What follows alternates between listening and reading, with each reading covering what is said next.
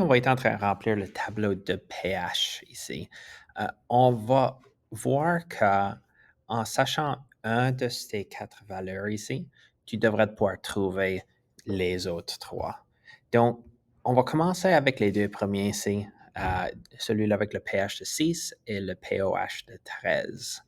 Donc, quand on est en train de calculer un ou l'autre, il faut qu'on sache que le pH et le pOH, si que tu les calcules ensemble, ils vont être égaux à 14. Donc, il faut simplement faire 14 moins le, le chiffre qu'on connaît pour trouver l'autre. Donc, par exemple, ici, euh, on sait que 6 plus 8 vont être égales à 14 et 1 plus 13 va être égal à 14 aussi. Donc, c'est facile à trouver ceci. Donc, ça, c'est simplement le calcul qu'on a besoin de faire pour ça. Quand est-ce que ça vient à la concentration de H+, et OH- dans ceux-ci, tout ce qu'on a besoin de faire, c'est prendre notre pH pour trouver la concentration de H+ ou H3O+, pas de différence, même chose. On va être en train de dire 10 exposant moins le pH. Donc, dans celui-ci, ça va être 10 exposant moins 6, qui va être le pH. Et ça va nous donner ce chiffre ici, fois 10 à la moins 6, mol par lettre. Même chose ici, 1, c'est 10 exposant moins 1, ça va être 0,1 mol par lettre. C'est facile à savoir ça. La virgule va juste bouger d'une place là.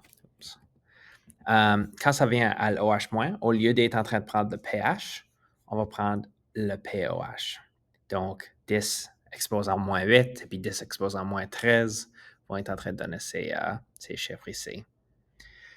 Là, quand on va être en train de prendre les concentrations de H+ ou OH- et le convertir dans du pH ou du pOH, on va pouvoir utiliser la formule pH égale moins log 10 de la concentration de H+, que ici, c'est qu'on dit moins log 10, concentration de 2,51 fois 10 à la moins 5.